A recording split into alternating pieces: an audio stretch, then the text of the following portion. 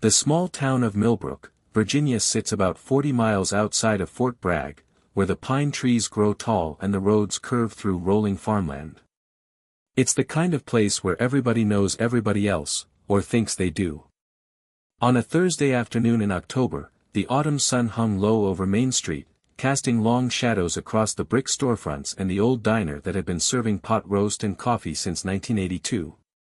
Sarah Mitchell walked into that diner like she walked everywhere these days, carefully, deliberately, trying not to take up too much space. She wore a simple gray hoodie, faded jeans, and worn hiking boots. Her brown hair was pulled back in a practical ponytail. She looked like any other woman in her early 50s, which is exactly what she was trying to be. But what people didn't know, what almost nobody knew anymore, was that Sarah Mitchell had spent the last 20 years of her life as a Navy SEAL. Not support staff. Not administration. Not training. She had been a combat SEAL, one of the first women to make it through the grueling selection process, and one of the few who had stayed for 2 full decades. That life was supposed to be behind her now. She had retired 6 months ago, and she had moved to Millbrook to find something she'd lost somewhere between her 20s and her 50s, peace. She wanted to walk down a street without scanning rooftops. She wanted to sleep through the night without her hand reaching for a weapon that wasn't there. She wanted to remember what it felt like to be just Sarah, not Master Chief Petty Officer Sarah Mitchell. The diner was nearly empty when she arrived. A couple of older men sat at the counter reading newspapers. A waitress with gray streaks in her red hair looked up from wiping down a table. "Sit anywhere, hon," the waitress said with a smile. Sarah chose a booth by the window. She ordered coffee and a salad. While she waited, she watched the street outside, an old habit she couldn't break. It was hard to turn off the part of your brain that was always assessing, always preparing, always ready. She was halfway through her salad when the bell above the diner door chimed loudly. 4 soldiers walked in, still in their camouflage fatigues from Fort Bragg. They were young, probably early 20s. They were loud, full of the kind of energy that came from being invincible or at least feeling like you were. One of them, a tall guy with a shaved head and a thick neck, locked eyes with Sarah for just a moment as they passed her booth. Sarah held his gaze for exactly 1 second, then looked back at her salad. It was a mistake. In the military, she had learned that a single glance could either establish dominance or invite trouble, depending on who was looking. The soldiers sat down at a table behind her, and Sarah tried to ignore them.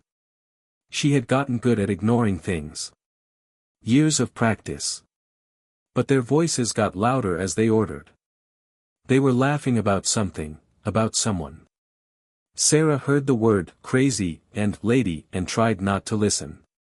Then she heard something that made her shoulders tense. "Did you see her?" one of them said. "Sitting right over there. Who wears hiking boots to a diner?" "Probably some washed-up hippie," another one laughed. "Probably can't even open a jar without asking for help." Sarah cut another piece of salad. She chewed it slowly. She had been insulted by people who actually knew how to kill. These kids were just being kids. But then she heard the tall one, the one who had looked at her, say something that made her pause. "My sergeant said women don't belong in the military. He said they slow everyone down. That's just a fact." Sarah set down her fork. She didn't believe in confrontation anymore. She didn't believe in proving people wrong. After 20 years of proving herself over and over again, she was tired of it. She just wanted to eat her salad and drink her coffee and go home to her quiet house with the quiet garden where nothing required her to be anything other than tired. So she finished her salad. She paid her bill, leaving a good tip because she was raised right, and she stood up to leave. That's when the tall soldier stood up too. "Excuse me, ma'am," he said, stepping in front of her. He was smiling, but it wasn't a nice smile.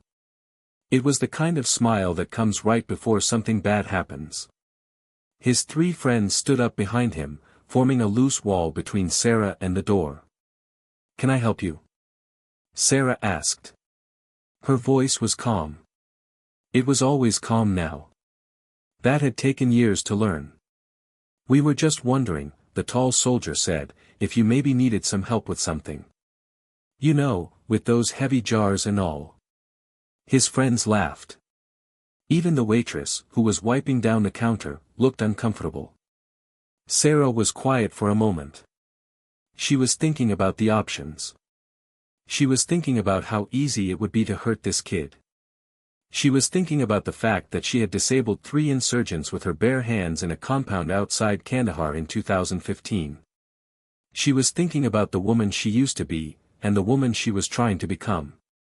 "I'm fine," she said simply. "Please step aside."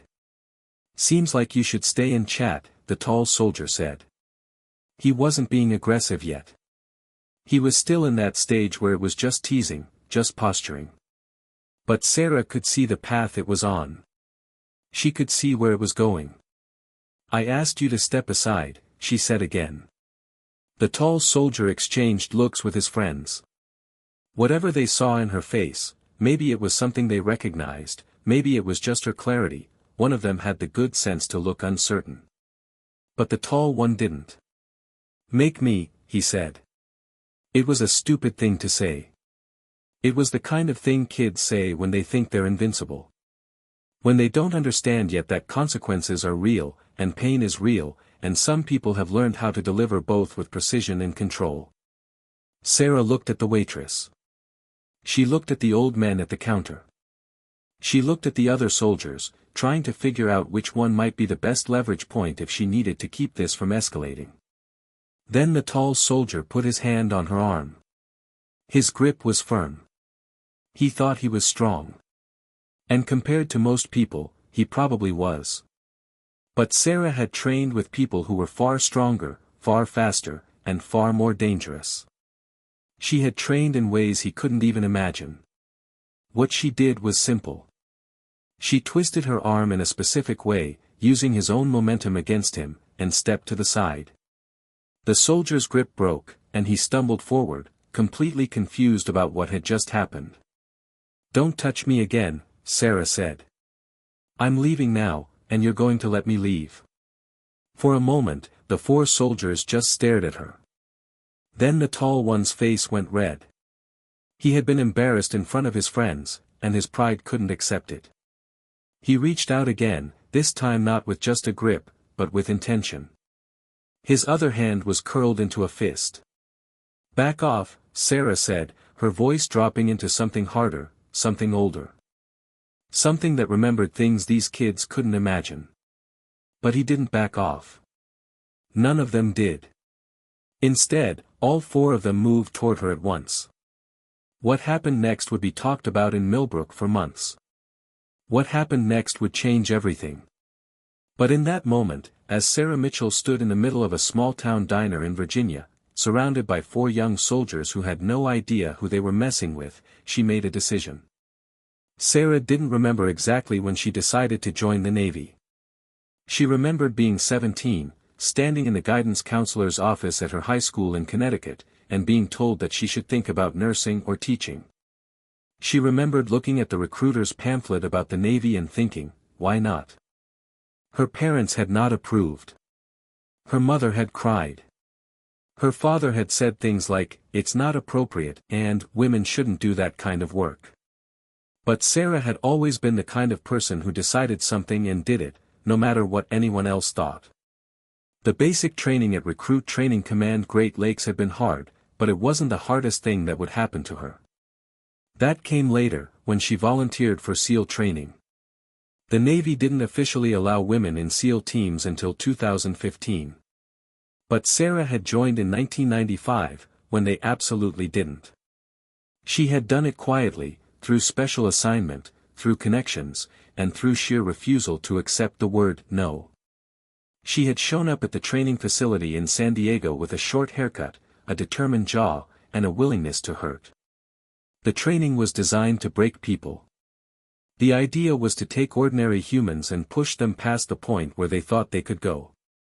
To see who would quit. To see who would keep going even when every cell in their body was screaming to stop. Sarah kept going. There were 53 men in her training class. One woman. Her. 52 of them thought she didn't belong there. 52 of them were waiting for her to quit so they could say, "See? Women can't do this." So they made it as hard as possible. She did 100-meter swims underwater. She learned to navigate by stars. She learned to disarm a man twice her size using leverage and precision instead of strength. She learned to move through darkness without being seen. She learned to make decisions when she was exhausted and frightened and colder than she thought a human body could be and still function. The hardest part wasn't the training. The hardest part was keeping her mouth shut about how she got there and how she was doing it and who she was doing it for. She became a SEAL in 1996. She was 23 years old. She had no idea it would be the thing that defined her entire adult life. For the next 19 years, she did what SEALs do. She went places. She did things. She saw things. She lost friends. She made choices that seemed right at the time and haunted her at 3 in the morning. She got shot. She got stabbed. She broke ribs and arms and legs and once, a collarbone. She was tortured once, for 6 hours in a facility outside Baghdad, and she didn't talk. She knew things that could hurt people, and she didn't talk. Nobody in Millbrook knew any of this. Nobody at the grocery store knew. Nobody at the library knew. The woman at the coffee shop who asked her if she had any kids, she didn't know. Sarah had learned long ago that people didn't want to know these things about women. They wanted women to be soft and breakable and easy to understand. So she had learned to be those things on the outside. On the inside, she carried the weight of 2 decades. She carried the faces of people she had trained with who didn't come home. She carried the decisions she had made in split seconds that had affected the course of other people's lives. She carried the memory of things she had done to keep other people safe, things that she would never forget and never be able to explain. When she retired at 50, after 20 years of active service, she had gotten a ceremony at the base. There were medals. There were handshakes. The commanding officer said things like, "Exceptional service," and "Brave," and "Honored to have served with you." Then they gave her a watch and a plaque, and that was it. 20 years, reduced to a gold watch and a plaque. She had spent 6 months in her house, not knowing how to be a person who didn't have a mission. Not knowing how to be Sarah without the title. Just Sarah. Just a woman in a small town who liked salads and quiet mornings and the sound of wind in the trees. She had thought those days were behind her. She had thought she was done. But the body doesn't forget. The mind doesn't forget. And when 4 young soldiers surrounded her in a diner in Millbrook, Virginia, something in Sarah's chest woke up that she had been trying very hard to put to sleep. The first soldier who threw a punch was the tall one with the shaved head. He came at her with a wild roundhouse, the kind of punch that looks good but lacks precision and control. Sarah stepped inside his range, used his own momentum against him, and brought her knee up. Not hard enough to cause permanent damage, but hard enough that he understood he had made a serious mistake. He dropped like someone had cut his strings. The second soldier tried to grab her from behind. Sarah had anticipated this. It's what you do when one person is failing, you try to flank them. She pivoted, used the soldier's own grab as leverage, and sent him over her hip. He hit a table and knocked over a coffee cup. The third soldier actually had some training. Sarah could see it in the way he moved, in the way he tried to circle her. But training is one thing, and 20 years of actual experience is another. Sarah let him come toward her, then she sidestepped, and as he passed, she struck him in the solar plexus, hard enough to knock the air out of him but not hard enough to rupture anything. He sat down on a booth bench, unable to breathe, tears running down his face. The fourth soldier looked at his 3 friends, took 1 step forward, and then stopped. Something in his eyes changed. He had seen something. Maybe he had recognized something. Maybe he had just realized that whatever this situation was, it wasn't what he thought it was. Sarah was breathing hard. Her hands were shaking. This was what she hated most about herself now, the way the anger still lived in her body, the way it could take over in a split second and make her into something violent and fierce and useful. "I'm leaving," she said to the fourth soldier. "And you're going to let me leave?" He nodded immediately. He stepped out of the way. Sarah walked past the tall soldier, who was still on the ground holding his side. She walked past the waitress, who had one hand over her mouth. She walked past the old men at the counter, who were staring at her like she had just appeared from another dimension. She pushed open the diner door, and she walked out into the October afternoon. She didn't run. She had learned long ago not to run from things. She walked to her car, a sensible used Honda Accord that she had bought 6 months ago, and she drove home to her quiet house. By the time the police showed up at her door 3 hours later, Sarah had taken a shower, changed into clean clothes, and was sitting in her garden with a book she wasn't reading. There were 2 officers. One was tall and looked about 50. The other was younger, probably late 20s. The older one did the talking. "We're looking for Sarah Mitchell," he said, reading from a small notebook. "That's me," Sarah said. "We had a report of an assault at Duke's Diner this afternoon. 4 soldiers from Fort Bragg. They say you attacked them." Sarah was quiet for a moment. She was thinking about how to explain something that couldn't really be explained. She was thinking about the fact that she had known this was coming, that civilians would never understand what she had done, or why, or what it meant. "They surrounded me," she said finally. "I told them to let me leave. They didn't. I defended myself." "They say you weren't provoked," the officer said. "They say you just started attacking them." "One of them put his hands on me without permission," Sarah said. "The second time, it was aggressive. I responded." The younger officer exchanged a look with the older one. Sarah recognized the look. It was the look of people who had already decided what they believed, and her words weren't going to change that. "The thing is," the older officer said slowly, "those 4 soldiers are part of the 82nd Airborne Division. They're trained fighters. And they say you hurt them badly enough that one of them needed to go to the hospital for possible internal injuries." "I didn't hit him that hard," Sarah said. "You did though," the officer said. "It wasn't a question."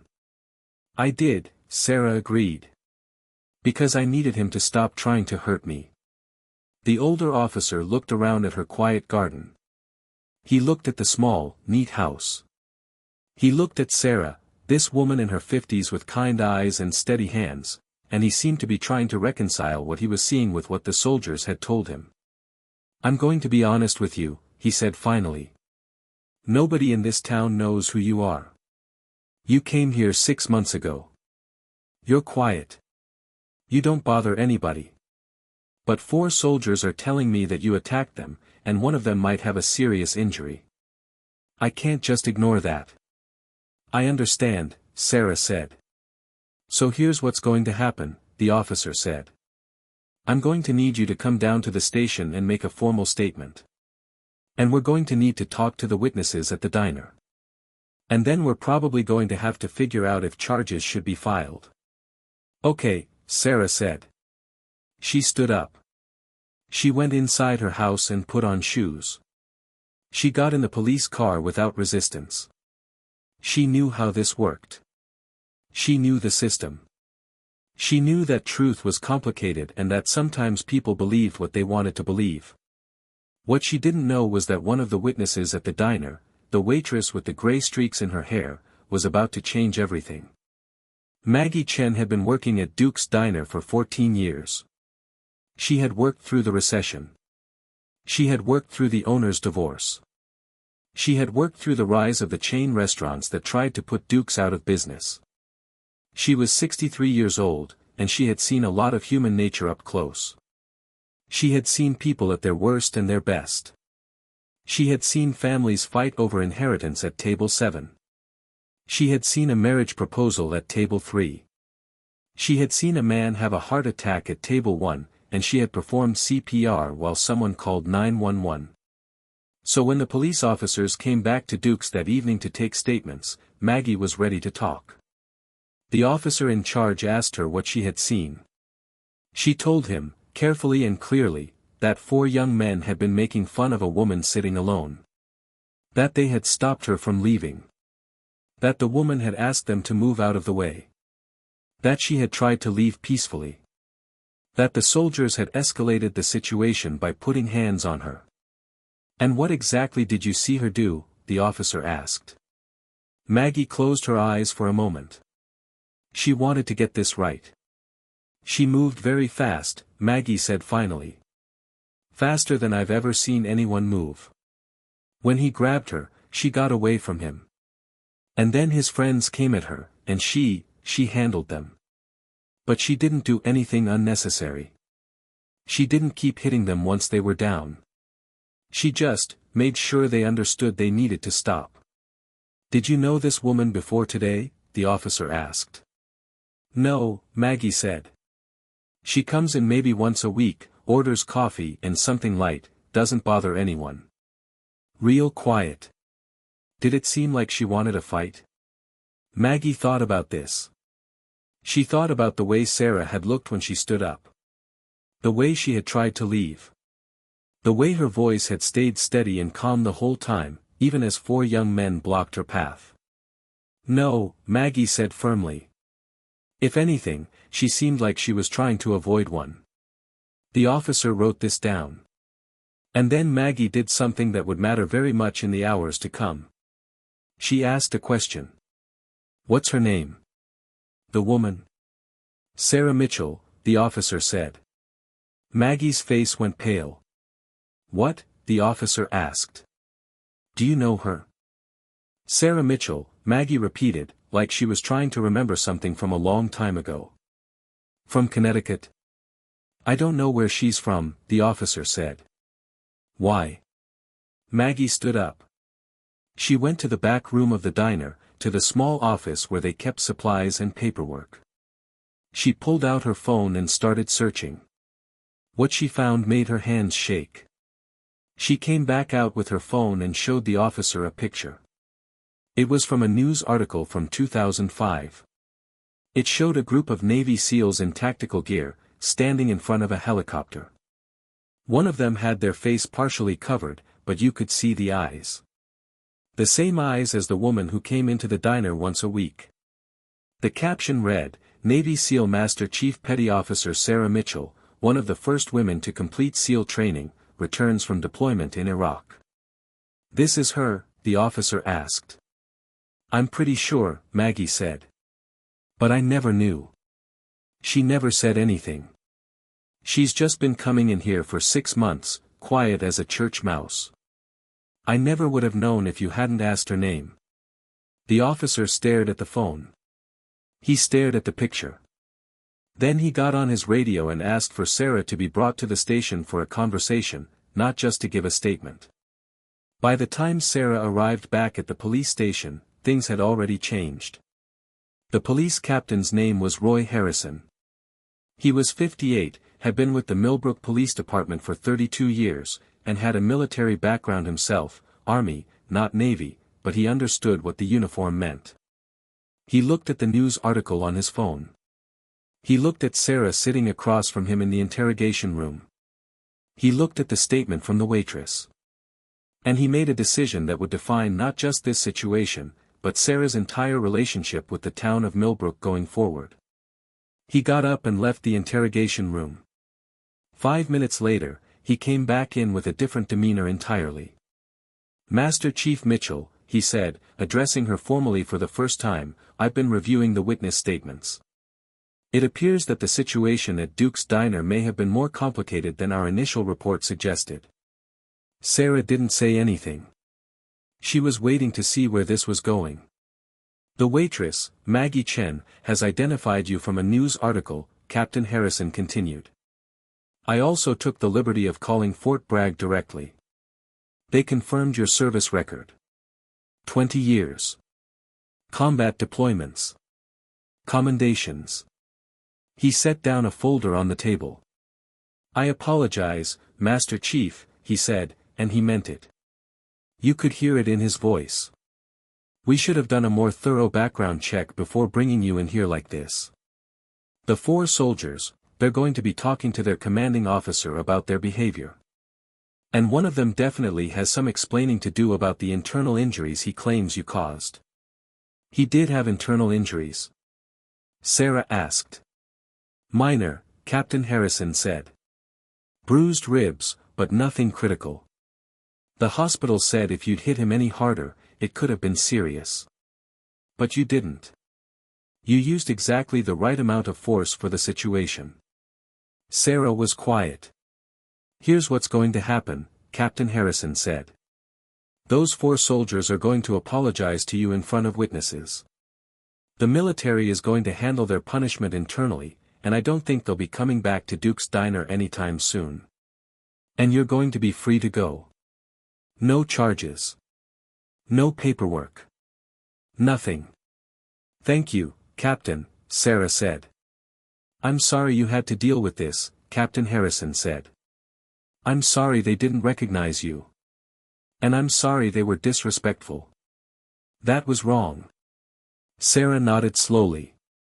She was thinking about how it felt to be recognized. How it felt to have someone finally see what she had been carrying all these years. The 4 soldiers came in an hour later. They looked humiliated. They looked young and confused and like they finally understood that actions had consequences. The tall one, the one who had started it all, spoke first. "I'm sorry, ma'am," he said. "We didn't know who you were. We were out of line." "You would have been out of line either way," Sarah said quietly. "It doesn't matter who I am. You don't treat women that way. You don't block someone's path. You don't touch someone without permission. Whether I was a Navy SEAL or a nurse or a teacher, it would have been wrong." The soldiers nodded. They left without saying anything else. When Sarah walked out of the police station that evening, Maggie Chen was waiting for her.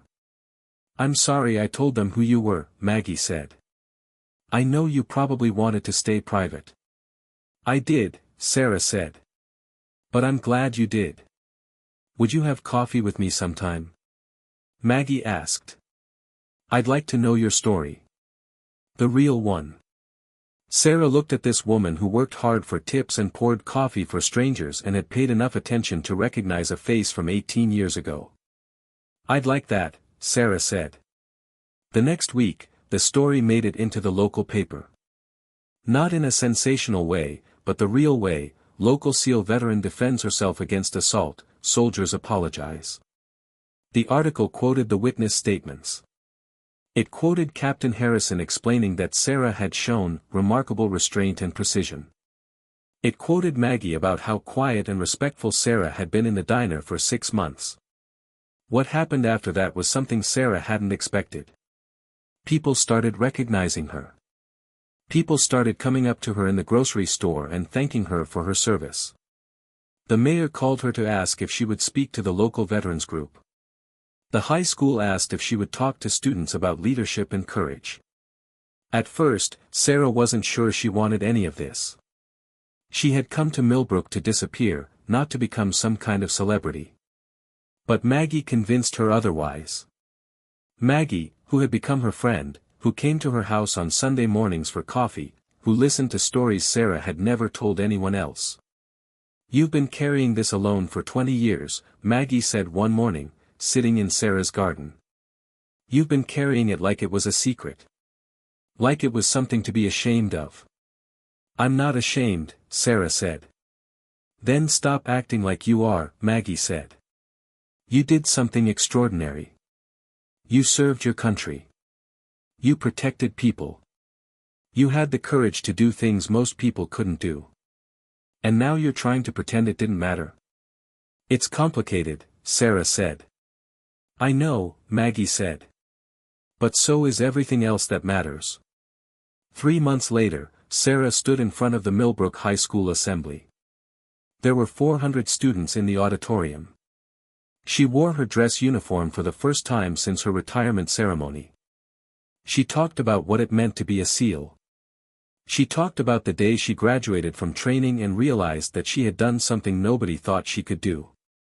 She talked about the sacrifices and the losses and the things that stayed with you forever.